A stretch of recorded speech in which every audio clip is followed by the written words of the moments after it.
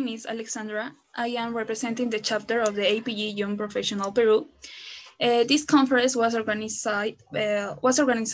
not only for us, but also for all the student chapter of Peru, from Tacna, Arequipa, Cusco, Piura, and 2 universities of Lima. Thanks for the participation of all of them. Part of the goal for this year is to organize a series of webinars, course, workshops, and so on in order to promote research through continuous training.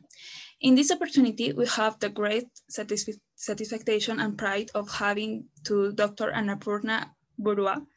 Thanks for accepting our invitation to participate in this webinar. Today, the Dr. Annapurna Boruah will share with us the webinar titled Petrophysical Well Log Interpretation for Conventional and Unconventional Hydrocarbon Reservoirs. Just to remark some things before this presentation, the presentation is going to take 45 minutes to 1 hour approximately. The questions are going to be answered at the end, but you can write your questions at Zoom chat during the presentation, so do not hesitate to ask anything. Please, I encourage you to keep your microphone and cameras off during the presentation in order we don't interrupt the conference. Dr. Annapurna Boruah is assistant professor at University of Petroleum and Energy Studies, Dehradun, India. Earlier, she worked as research scientist in Ural Energy Research and Management Institute, India. She received her doctorate degree in 2015 for the thesis entitled Unconventional Shale Gas Resources of Water Measures Formation in Ranikani Fault, India. From the Marahara Sarajevo University of Baroda. Her research activities related to shale gas have set a new paradigm of predicting the behavior of shale gas reservoir at different scale, their petrophysical, geochemical, and mechanical behavior. Dr. Boruah has many research paper publications. She presented her papers at many international forums, and she has many collaborative projects to her credit. So Dr. Annapurna Boruah, go ahead with your presentation, please. Thank you very much for introduction, and already Ms. Mary has already told, I'm Annapurna Boruah, Assistant Professor at University of Petroleum and Energy Studies, Dehradun, India. So I'm going to discuss about well log interpretation, petrophysical well log interpretation for both conventional and unconventional reservoir. I will discuss briefly about conventional reservoirs, just introduction, then we will go towards the unconventional reservoir, because well log interpretation for unconventional reservoir, that is quite complex and we should know thoroughly. So my main focus will be on unconventional hydrocarbon reservoir. You can write your questions in the chat box, and after the presentation, I will take your questions and I'll answer all your questions.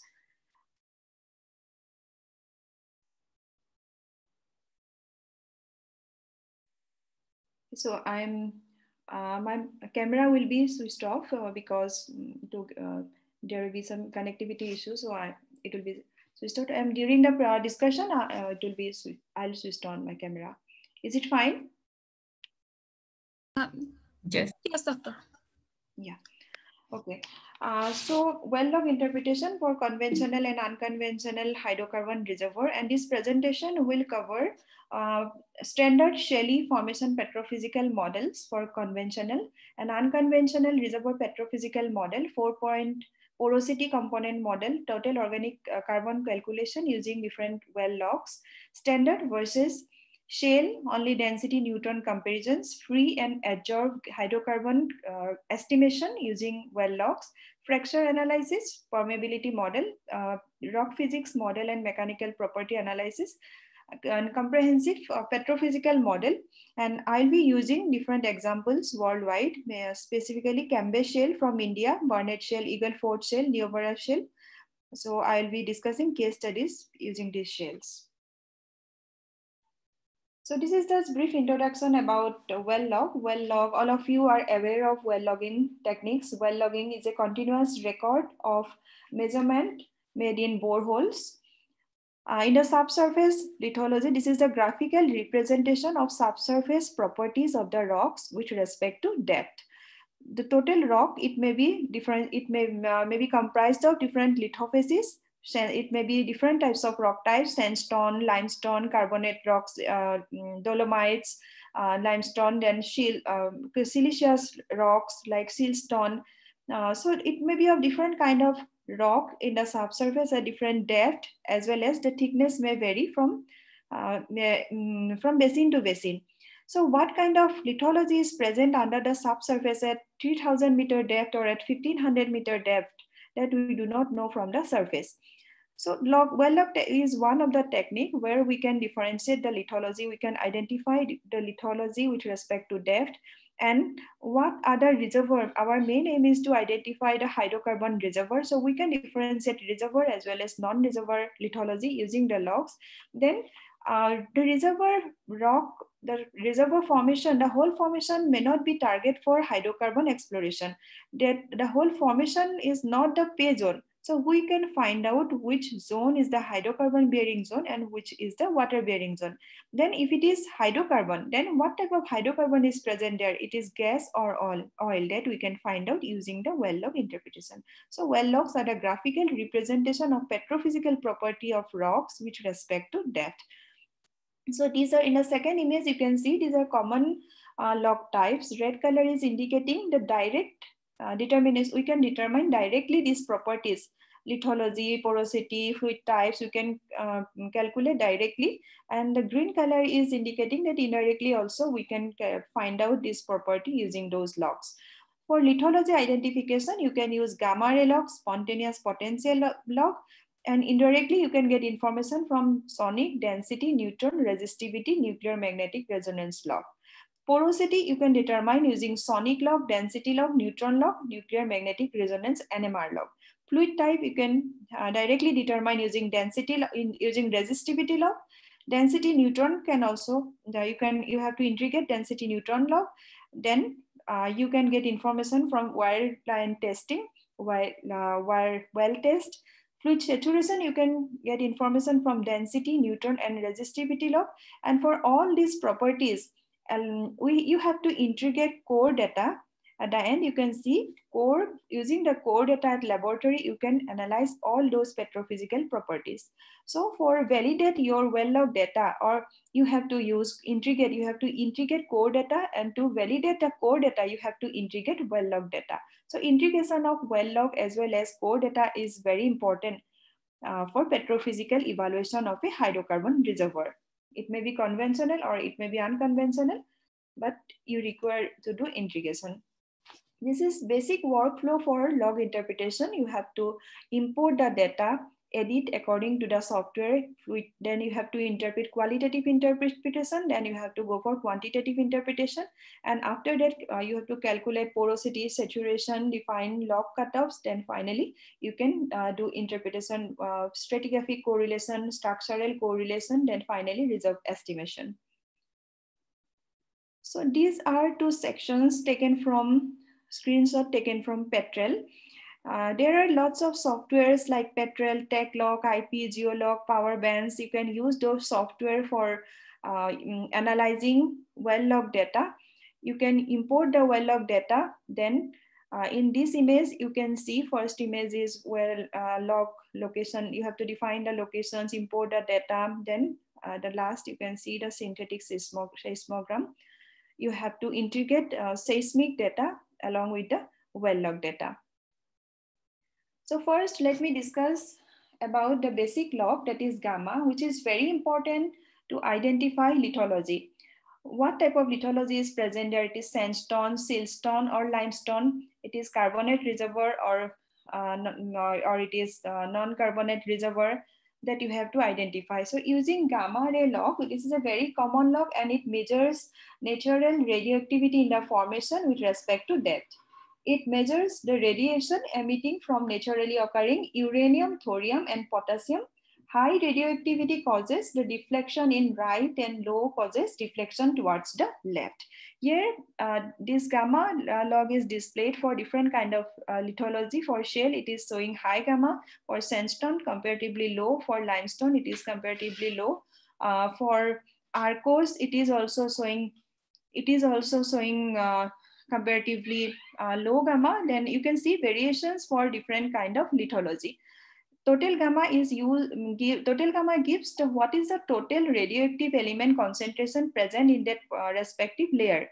And there is another advanced gamma log, that is spectral gamma, which gives differential concentration of uranium, potassium, and thorium. This gamma log can be used as a proxy to identify different depositional environment. It can be used as proxy for depositional environment. You can identify what kind of depositional is present in that particular basin or that particular area, study area. Why it is important to understand, we'll be discussing one case study also. In that case, you will be able to know why it is so important to identify the depositional environment. So there are different shapes of gamma, and based on the shapes, you can identify what type of depositional environment it is indicating. Funnel shapes. First, you can see cylindrical shape. This cylindrical shape reflects relatively constant energy levels, and it can include, it can represent aeolian dunes, low sinuosity distributaries, channels, and beaches.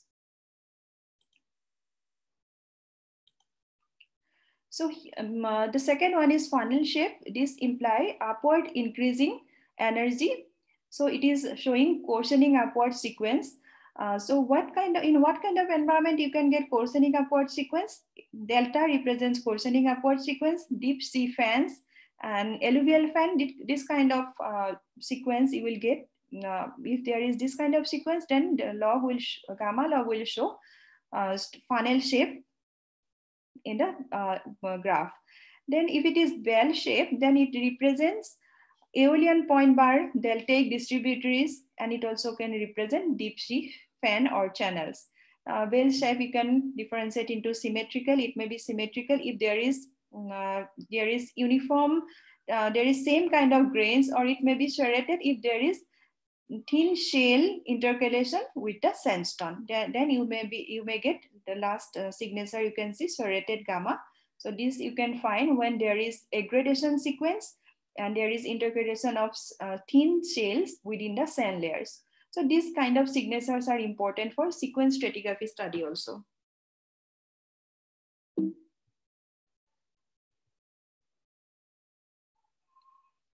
The first one you can see, this is one example from North Sea. As already I have told you, natural gamma, there is that can give total uranium, potassium, and thorium total radioactive concentration, and spectral gamma, which can give you differentiate between the radioactive elements uranium, potassium, thorium. Spectral gamma ray is the log which is particularly used when you are working in carbonate rocks or unconventional shales. Radioactivity caused by thorium, uranium, which is linked to clay content. While radioactivity caused by uranium, it can be associated with organic matter also. It can be associated with diagenesis, dolomitization also. For example, the second one, you can see Niger Delta. Here it was found that there is high gamma ray value. So gamma ray value is coming for shale formations as well as sandstone formation also. So using only normal gamma, it was very difficult to identify what is the main cause of high radioactivity in this formation. But when spectral gamma was analyzed for the same zone, here you can see using the spectral gamma, you can get differentiate value and you can identify what is the main cause of having high gamma. So in this case, this high gamma is coming because of different types of clays and heavy minerals. Clays, whatever the clays present here, mixed clay layers, kaolinite, elite is present here, and it is also coming due to gluconite, where you can see the feldspar line, and this is the clay line. So mixture of clays, different kind of clays, as well as feldspatic mineral also can give the high value of potassium, and which is the reason why you are getting high amount of gamma. So high gamma, it does not mean that only the radioactive elements are high. It may be due to organic matter, or it may be sometime due to feldspathic mineral also. In the first case, you can see high gamma in case of black shells. If there is black shell, then you will get abnormally high gamma, and that high gamma in this case, in case of North Sea, this is Upper Jurassic black shells of North Sea, where here this gamma is coming due to the presence of high amount of uranium concentration. So only total gamma cannot give you what is the reason it is coming from thorium or potassium, but if you use spectral gamma, then you can find out exactly the reason why it is coming because of uranium or it is coming because of potassium. That information you will get accurately.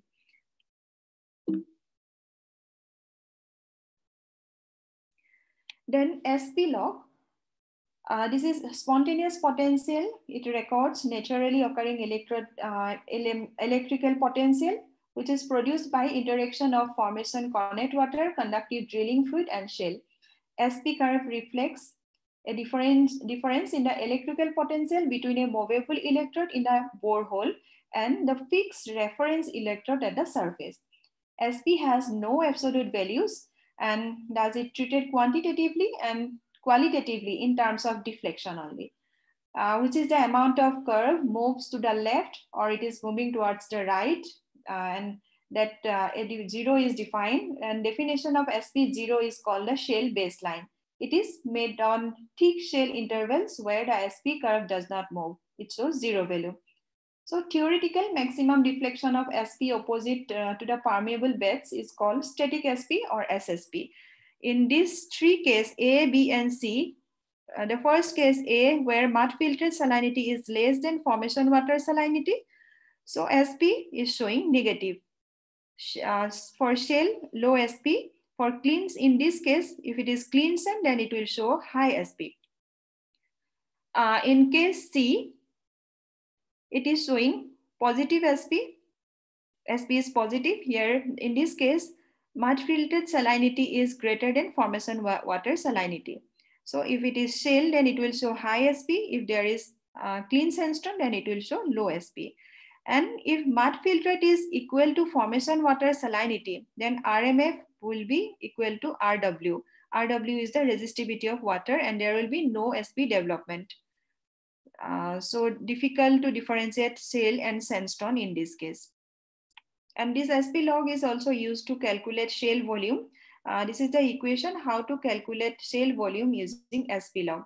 SP log minus SP shell, whatever the SP present in the shell baseline. So SP log minus SP shell and SP sandstone minus SP shell.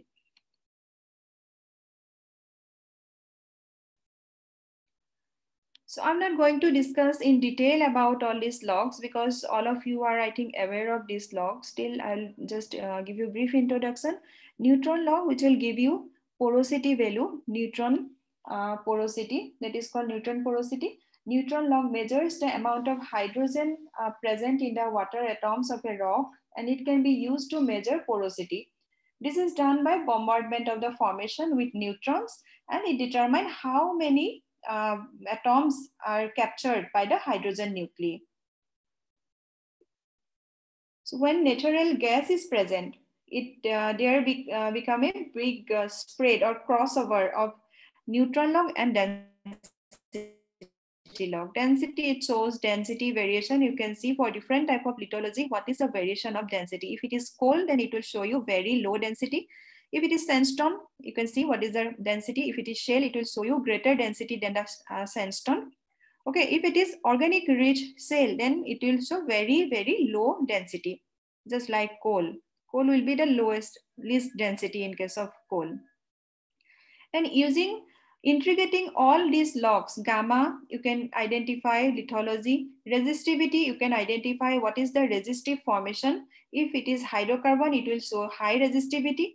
Then using density and neutron porosity, you have to find out where is the high porosity zone in that particular reservoir and where is the low density zone. If it is low than the normal density, then there may be some low density material. So it may be hydrocarbon. So you have to find out high porosity and low density zones. Here the yellow color zone is indicating hydrocarbon bearing zone. It is low density and high porosity zone, and you can see the crossover.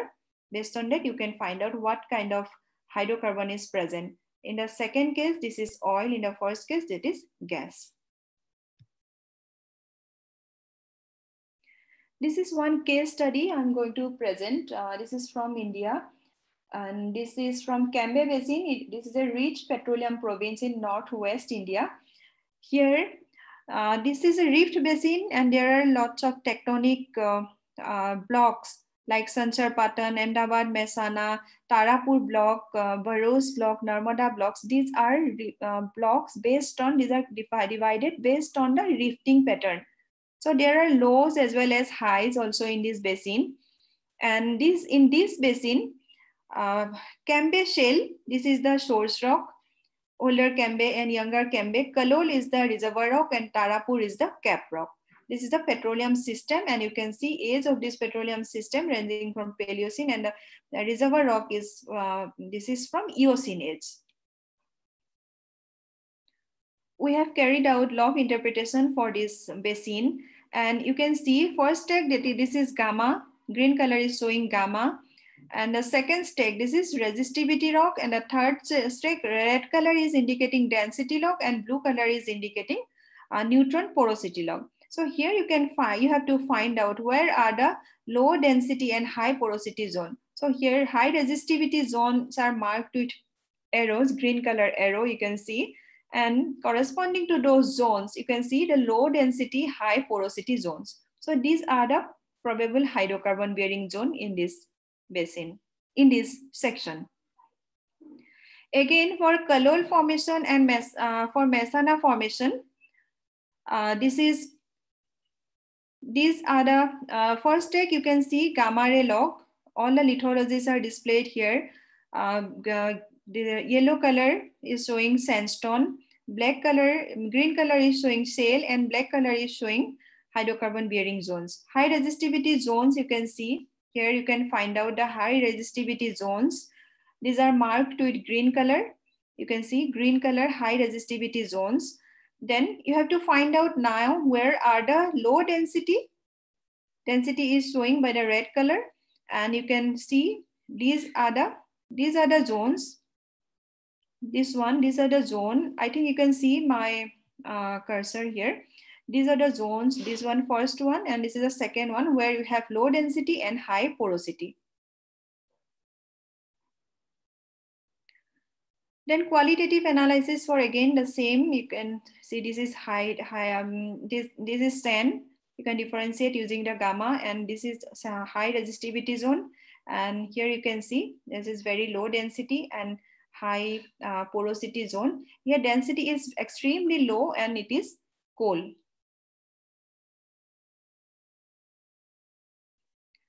Now stratigraphy correlation for the same study area. In the first case, we correlate Kalol top for all the wells. And for the second case, we did structural correlation where we hanged at 1200 depth for Tarapur formation. And you can see towards right, the thickness of Mehsana, thickness of Kalol formation is increasing, as well as thickness of Mandoli formation is also increasing towards east. So why this is important, stratigraphy correlation, this is important to understand what is the thickness variation, in which direction thickness of that particular reservoir sandstone is good, well, towards which direction reservoir quality is good. So you have to mark the boundary of that particular reservoir facies. For this, stratigraphic and structural correlation is very important. In this case, we have correlated pay zones, Mandoli top, different pay zones for Mehsana pay. You can see different pay zones, and you can see towards east side quality of this reservoir based on thickness. This is high. Pay zones thickness is high towards east. This is west-east log correlation profile, and based on different well log data, we map the pay zones, pay thickness, lithofacies map. And here in this second, in the figure B, these dots are indicating well locations. These are the well locations. And based on the thickness of pay zones, we map the contours, we prepare the contours, and you can see lithofacies contours where the pay thickness is ranging from 2 to 12. So towards east side, thickness is increasing very high, and you can see the variation of the thickness.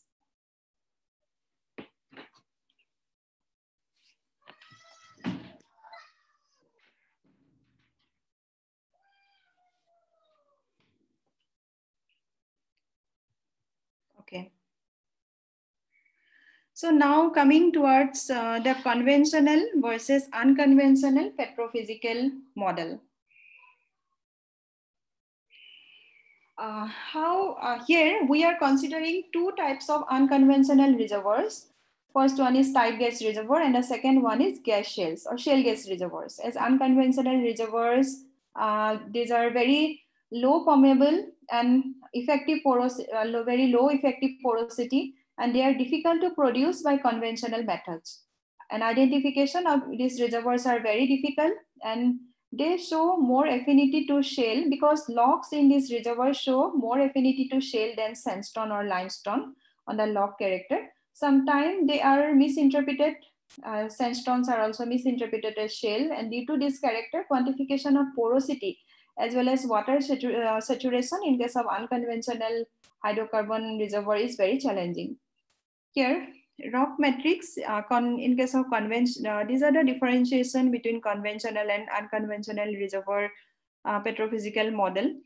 Matrix, this is composed of, in case of unconventional reservoir, it is composed of kerosene, and fluid can be present in the free form as well as adsorbed gas in the kerosene. It can be attached as adsorbed gas in the kerosene. And the other part of matrix is inorganic matrix, which is consist of dry clay, non-clay minerals. And here in inorganic matrix part, gas can be present as free gas. It may be bound water, and it may be clay bound water. It may be capillary pore bound water, or it may be clay bound water. So here 4 porosity component you have to consider. First one is effective porosity. Second one is porosity associated with total organic carbon, that is TOC. Third one is clay porosity, and the fourth one is free shale porosity. So unconventional petrophysical model, in case of this, this is very complex, and you have to consider all these 4 parameters. We will discuss how to calculate those porosities, and first let me show you what is the typical response in a conventional, typical log response in the unconventional reservoir. So here you can see this in the first stack, it is gamma and dotted line, that is caliper log. In the second stack, okay, let me find out the cursor. Okay. In the second stack, that is resistivity log, and in the third stack, red color is density log, dotted green color, the dotted blue color, this is Neutron porosity log, and the dotted black color, that is photoelectric factor.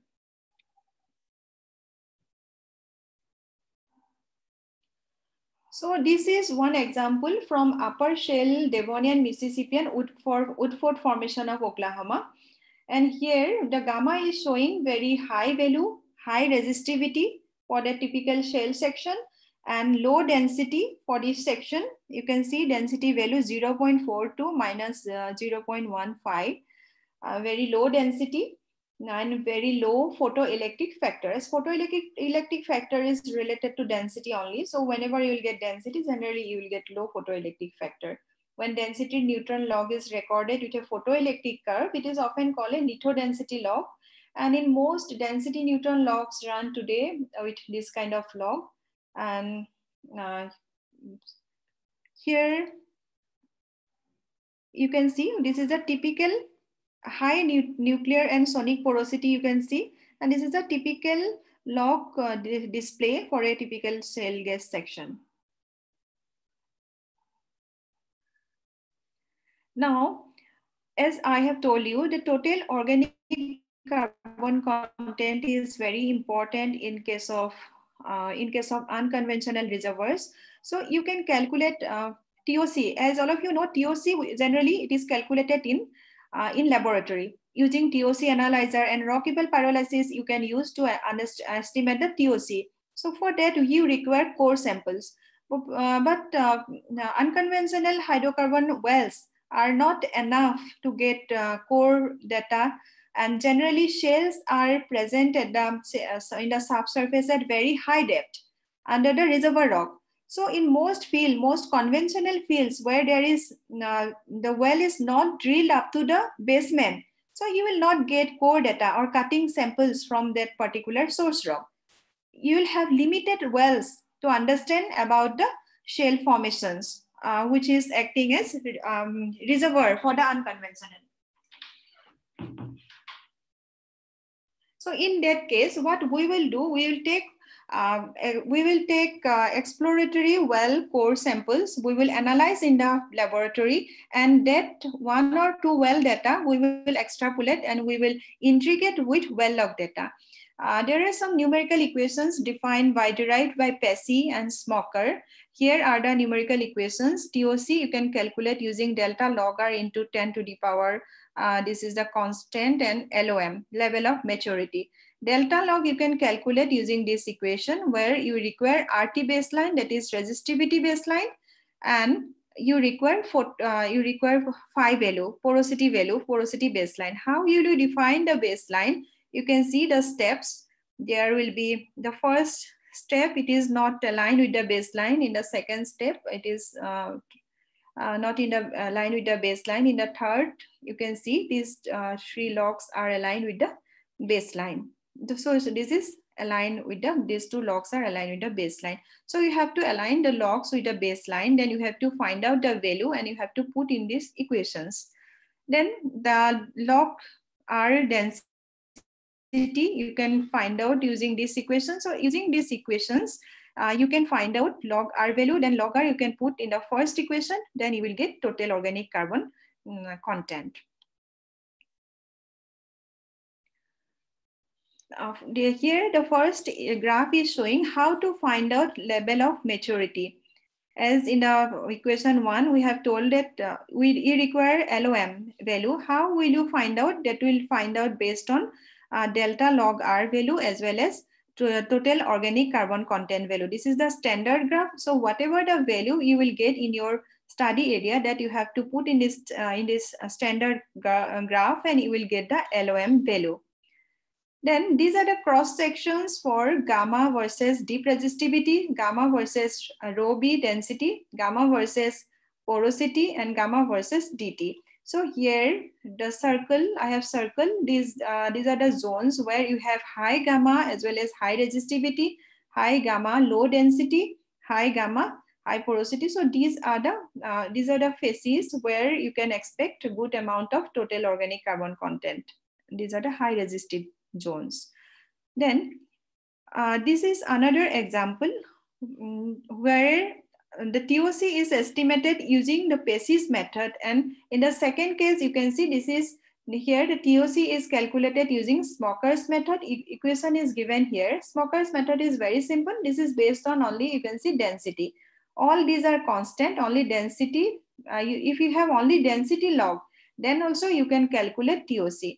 But one thing you have to remember, that for that field, you should have at least laboratory generated data for at least one well. Then only you can integrate those data along with the well log data. In the first case, you can see the dotted, the graph, it is red color, that is the TOC derived from well log. And the black color line, these are the hot colors line, which is using, this is the zone, this is the hot color zone, which is indicating the increased TOC.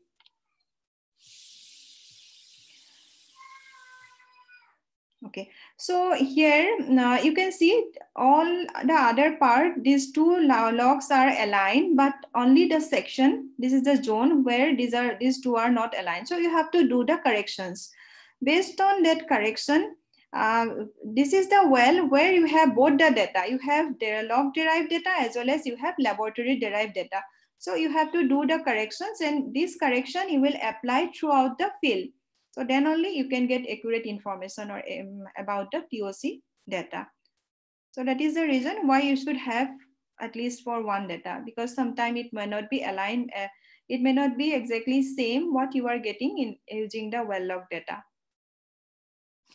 So if you have generated the TOC logs for all the available wells you have, then you can prepare the contour map, and you can find out where is the sweet spots where you have high amount of TOC content and where you have brittle zones. Based on all these parameters, you can find out the sweet spots. So in the first case, this is the example of TOC of lower Eagle Ford determined using resistivity and bulk density log. So here, these red dots are showing the well locations, and you have generated data using well log for TOC data for these locations, and finally prepare the contour map, and this is the location where you have highest TOC value. So in this map, you are getting near Zavala and Frio. This is the high amount of TOC. This is the zone where you have high amount of TOC content. Then this the second map, this is average of bulk density of lower Eagle Ford shale. Here again the Zavala, this is showing the lowest density. This is showing okay, this one here, so it is showing the lowest density zone. Again, this one, TOC of lower Eagle Ford determined using resistivity and sonic log. And how you can use, you can calculate TOC using resistivity and sonic. These are the equations, first and second equation. You can see, using this equation, you can find out the TOC. And again, in this equation also, you are getting the same, in the same zone, Zavala and Frio. This is the zone where we are getting high amount of TOC content. In this graph, you can see the first is the gamma ray, then second, third, and fourth. These three are potassium, thorium, and uranium graph, and these three are derived from spectral gamma log. So using this spectral gamma, you can differentiate where is the organic rich zone. So here this gamma is high amount of gamma is coming due to uranium.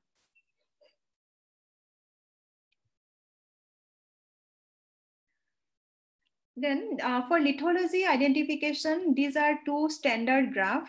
Second one you can use when you are working for shaly formations, only for shales, density Newton cross plot you can use. And this will help you to identify what kind of minerals are present in the shale. So you can use this standard graph to identify the lithology. Now, as I have already told you that calculation of water saturation, that is very important and that is very complex in case of unconventional shale formation. So here I am giving you a few equations only. Now there are lots of numerical equations, and these are some standard equations that I am giving, which are using by different researchers.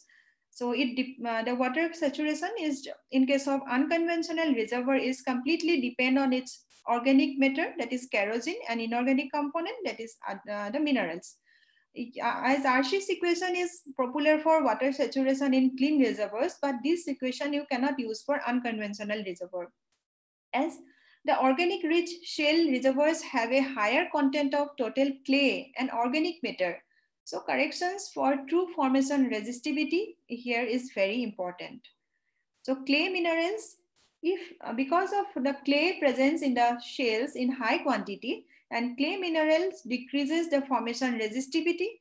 On the other hand, kerosene increases the resistivity. So you have to usually you have to correct the true resistivity.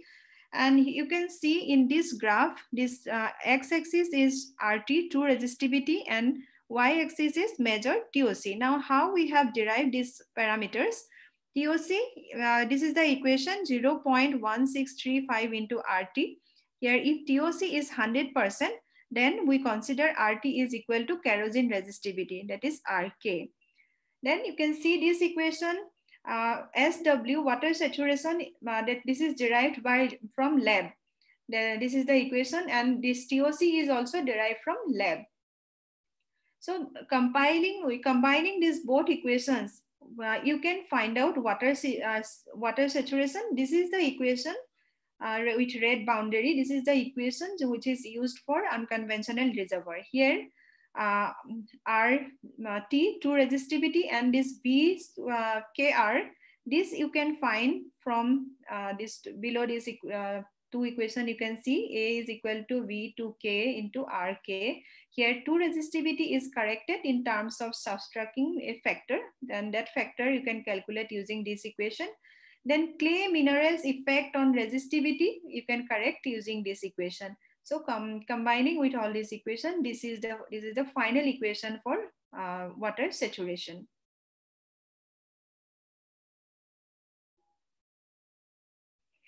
Then another important factor is porosity.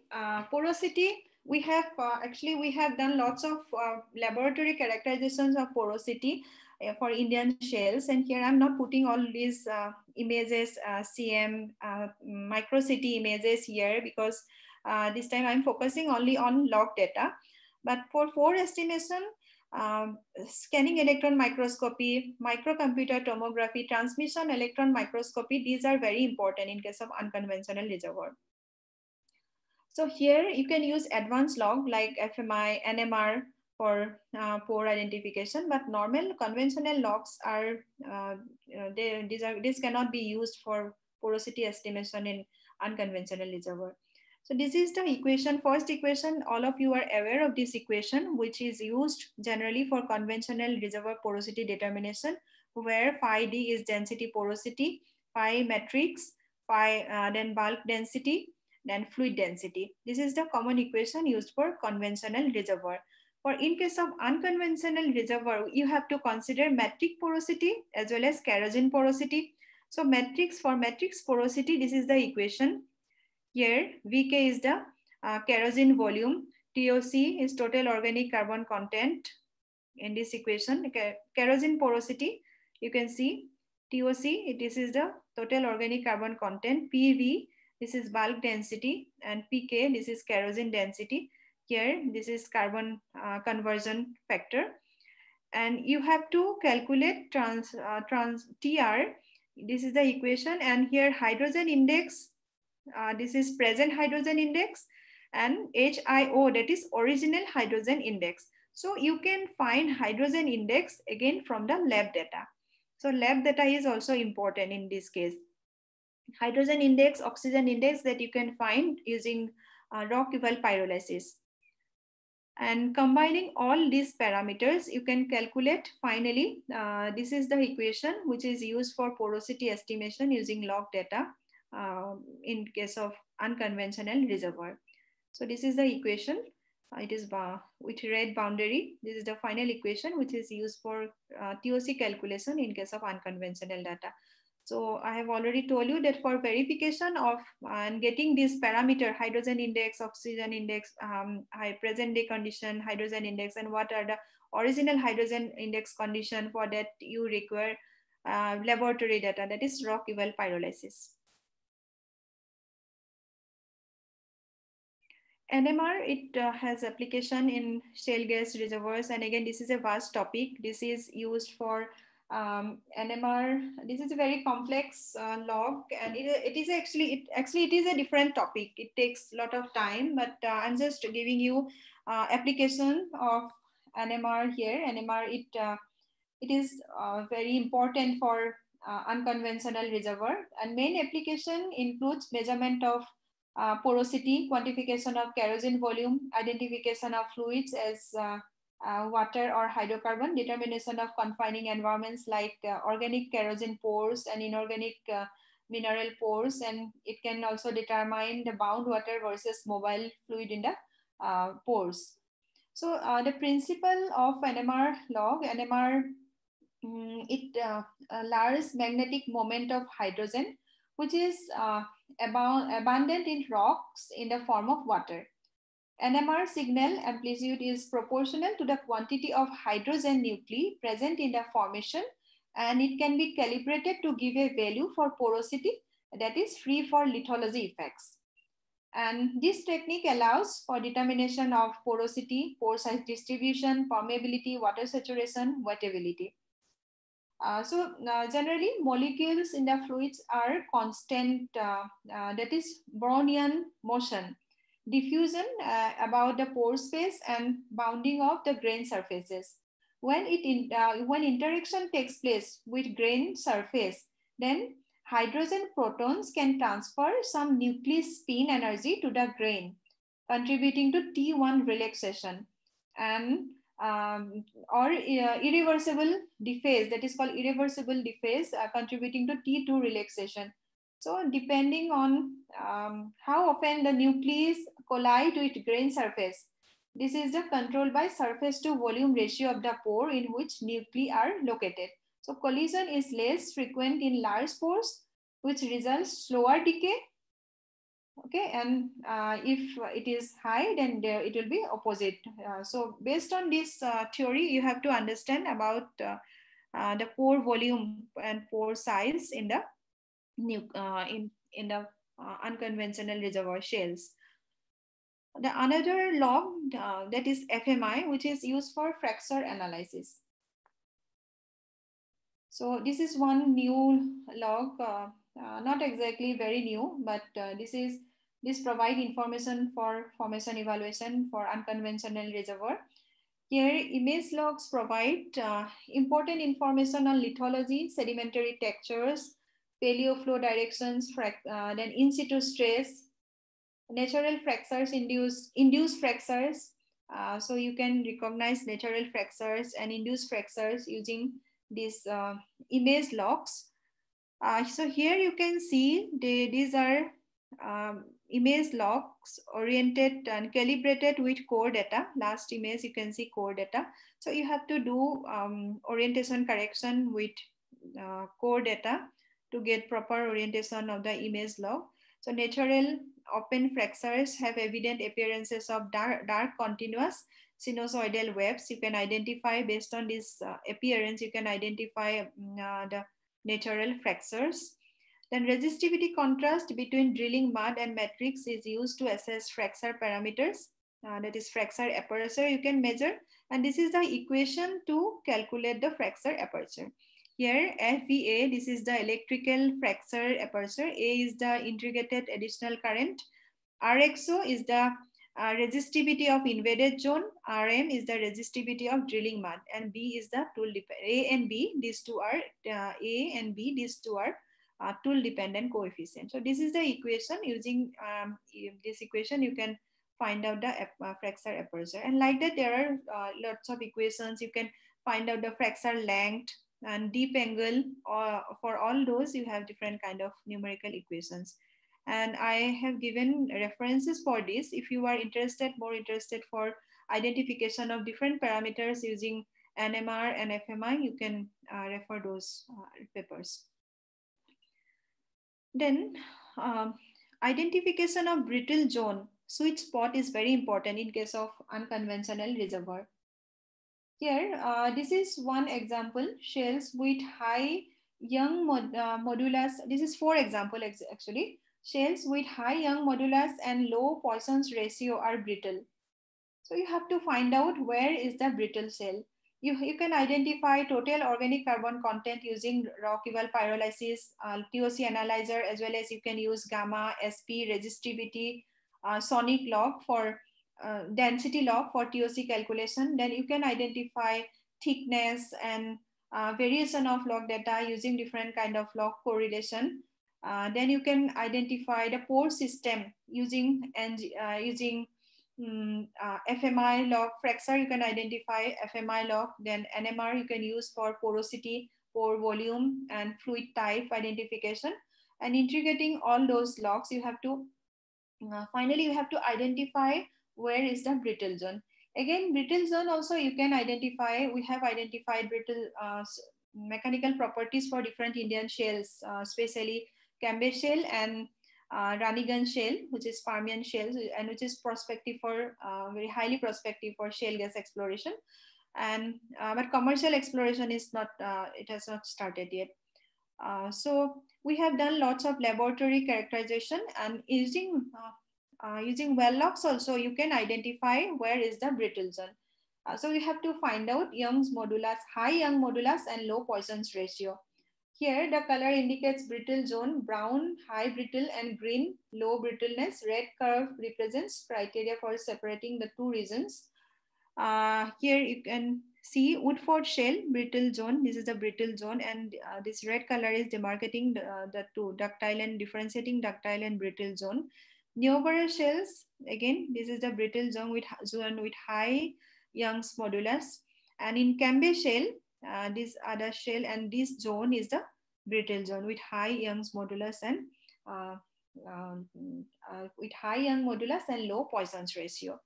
So identification of brittle zone is very important to identification for the sweet spot in the shale gas. This is one example from Barnett shale, where log first image is showing gamma, density, porosity, resistivity, sonic, then TOC calculated from PESI, and it is integrated with core TOC. And you can see almost same kind of trend is coming throughout that zone. And brittleness index is also calculated in the last log profile, you can see.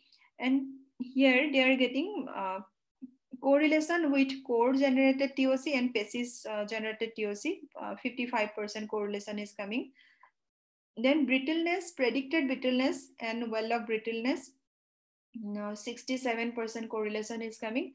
And finally, simulating all those parameters, this is the zone and this is the sweet spot, and where this horizontal well is marked here. So hydrofracturing fronts are marks here. So these are the zone. This is the brittle zone which is susceptible for hydrofracturing. Now, integrating all these parameters, you have to calculate what is the gas in place, original gas in place. So free gas porosity and free available porosity. Free gas porosity is total porosity minus effective porosity, then clay porosity. Free available porosity is free shale porosity plus effective porosity. And you can calculate adsorbed gas in place using this equation. This first one is the constant area thickness rho b, and this is into TOC. And here second equation you can see S2, and this S2 you can derive. This is the hydrocarbon generated by thermal cracking. This is taken from rock eval. You have to take from rock eval pyrolysis data. Where when you will put the sample in the rock eval pyrolyzer, it is under in absence of oxygen, the sample will be pyrolyzed, and first it will release the volatile gas or free gas, whatever existing the free gas. Then second, it will release the pyrolyzed hydrocarbon, and then third, it will release CO2. So this pyrolyzed hydrocarbon thermal cracking, which will be generated after thermal cracking, that is the S2. So this S2 you have to put in this equation. Okay. So with this, I just want to conclude my presentation. So this integration of all these logs are very important, establishing for presence of hydrocarbon and estimation of hydrocarbon reserves, identification of future prospect of hydrocarbon exploration, then maturity, total organic carbon content, porosity. These are some key parameters in gas shale analysis, and determination of these parameters are very complex. Even without extensive core data, gas shales can be still analyzed using some integrating the logs and using these equations. And other gas shales can be evaluated from log data. Using the present log data, you can extrapolate those data for so because in frontier areas we do not have sufficient log data for analyzing for unconventional hydrocarbon. So where you do not have any exploration yet for unconventional reservoir, there you can use some analogous basin data, which we can extrapolate, and you can find out the prospective area for future exploration. So an integration study is required for full evaluation. So that is the conclusion of my presentation. And here I am putting so few references only, main references. And I would like to thank AAPG Young Professional Peru chapter, as well as AAPG and University of Petroleum and Energy Studies, which is providing me all support to carrying out research. So here I have taken most of the equations from different published literatures. And we have done actually extensive studies on unconventional research in laboratory for different shales in India. So in future, if you are interested, then we can discuss those in future. Okay, thank you. Thank you so much. Now you can ask me if you have any question, then you can ask me, or you can just write in the chat box. Then, yeah. Oh, thank you for your great and detailed presentation. It was really valuable and interesting information that you share with us. Now we can start with a question block. Dear participants, you can leave your questions in the comment box and the doctor will read them. And the question that I have in Facebook Live, I am going to read. Is it fine, doctor? Sorry. I was just reading the question in the chat box. Yeah, can you repeat? Yes. The participant leave your questions in the comment box. Is it fine? Yeah, okay. It's fine. They can write in the comment box, in the chat box. I can see one question. I'll answer it. And before that, can you just switch on, if possible, you can switch on your camera. I just need one picture with all of you.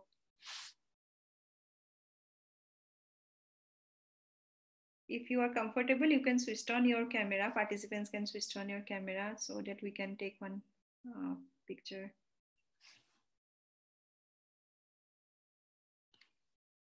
And in the meantime, they can write their questions in the chat box, right?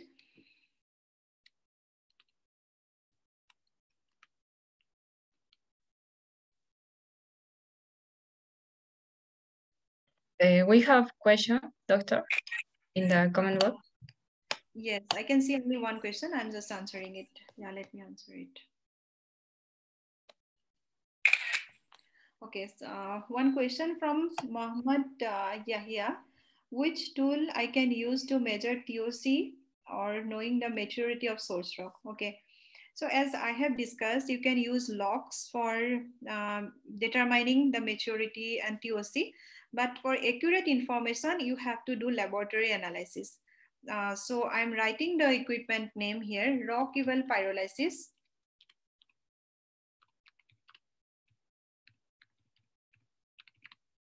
Okay.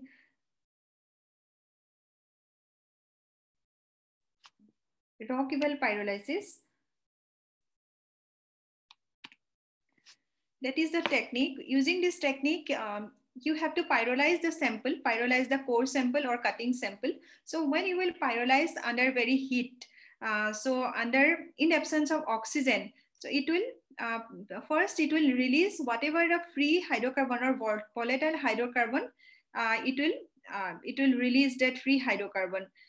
Then after that, temperature will increase. You have to increase the temperature at 6 degrees Celsius per minute. So with increasing temperature, it will start cracking or thermal cracking. Due to thermal cracking, the pyrolyzed gas will release, that is S2, and the temperature at which it will release the maximum amount of pyrolyzed gas, that is the T max. So after that, it will release S3, that is CO2. And there are some equations using this S1, S2, S3. You can calculate hydrogen index, oxygen index. Then you can calculate production index. TOC you can get directly from TOC analyzer also, and you can get from rock eval pyrolysis also. And maturity, for that, you can use, there are lots of measurement for maturity actually, thermal maturity. One is like spore pollen indicators. Using the color of spores or pollens, you can identify the maturity level. If it is thermal maturity level, you can identify if generally low color, light color of spores indicate immature, dark color indicates mature, and black color indicates post mature. So there is a standard chart of SCI, and that is a standard chart. You can use that chart. Then another widely used technique is vitrinite reflectance. Vitrinite reflectance means all the organic matter has have vitrinite, and which reflects under UV light. So you have to extract those vitrinite from the organic matter, and when you will see under UV light, it will give some reflections. So whenever it will get more maturity, so its reflection will be more. That is all about the bonding compaction of the atomic structure of the vitrinite. So based on that, with increasing high maturity, you will get high reflectance. So that vitrinite reflectance is also you can use for maturity indicator. Then you can use some other TTI, time temperature index, that is also one indicator. And for that, I can suggest you to refer. So I can share some reference with the host. You can get it from host also, or you can search my name in the Google Scholar. There you will get one research paper on that TOC content, organic richness, maturity of Ranigan shale. There also you can get information. And one textbook, that is geochemistry of petroleum geochemistry by Hunt, J.M. Hunt. That is the fundamental book, and there you will get all the information. And if you want any case study and proper data, you will get complete data set in my paper. Just give 1 minute, I'll give you the link.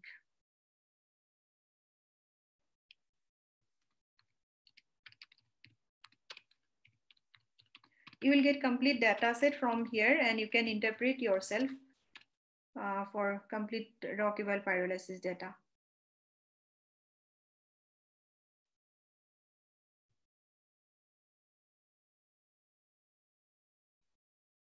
Yeah, I have shared the link in the chat box. You can refer this paper, and also you can refer GM Hunt. Which software could we use to work about this unconventional reservoir? So for laboratory analysis, there are different softwares, and for well log, Petrel, you can use Petrel, Hampson-Russell, TechLog. Okay, and for laboratory, for scanning electron microscopy, FTIR, for all those equipments, there will be different softwares. If you are doing microcomputer tomography, then you have different softwares for filtration process, and finally to get the 3D pictures of that. So you will get different softwares. And for log interpretation, you can use Petrel, Hampson-Russell, TechLog. What is T1, T2, NMR? Actually, this is again a vast topic, and I can give you one reference paper. These are related to surface relaxation. As I have told you, this is related to nuclear. This is actually relationship of NMR signals to the pore size. Okay, the most important mechanism which affect the NMR relaxation in grain surface. This is the grain surface relaxation. Molecules in fluid are in constant, they are in Brownian motion, diffusion about the pore space and the bouncing of the grain surface. So when they interact with grain surface, hydrogen photons can transfer from one nucleus spin energy to the grain, contributing to that is called T1 relaxation, or irreversible dephase, that is called then it will get T2 relaxation. So the speed of relaxation, that is significantly depends on how often the hydrogen nuclei are colliding with the grain surface. And this is controlled by surface to volume ratio of the pore in which the nuclei are located. So collisions are less frequent in case of large pores, and if it is small pore, then collision will be more. And less collision will result slower decay of NMR signal. And if it is small pore, there will be more collision, and it will result fast decay of NMR signal. Okay, so these are all about NMR signal and relaxation. So another question from Hridal Malik, ma'am, would not be laboratory analysis be different from information gathered from the logs? Generally, what are the equations derived and published in literature? They are based on based on laboratory analysis only. They have done lots of laboratory characterization as well as lots of well-log interpretation. Then they integrated those data, and based on that, they derived the equations. So these equations may not be same or may not be 100% applicable for all kind of, for everywhere in all country, because characters, unconventional reservoir characters are not homogeneous. It is heterogeneous. Even you can see within the same basin, same field also, shale characters may vary from formation to formation. So sometimes it may not be applicable for all basins. That is the reason why I have told again and again, for example, you are calculating TOC using the logs. You should have at least one well where you have done extensive laboratory investigations. So that laboratory parameter you will collaborate, you will integrate with your log data, at least for that particular well, and you will find out what is the correction required. Okay, so you will do that correction, and then only you will apply those data, that log for the other well. Hope you are getting my point. You should have at least information, lab information, laboratory data for one well. And for that particular well, you will correlate the well log data with that laboratory data. And you will find out what is the gap or what is the correction is required. And that correction you will apply for other wells also. Okay, if you do not have any laboratory data for any well, then you cannot apply that equation. Is it possible to interpret sequence stratigraphy from image log? Yes, it can give information, but only from image log, you cannot conclude anything. You require other logs also, conventional logs also, gamma, SP, other logs also you require. And seismic, if you have seismic to integrate with well log, then it is very useful. Okay. Okay, please give reference for NMR T1, T2. Just wait, I am giving you.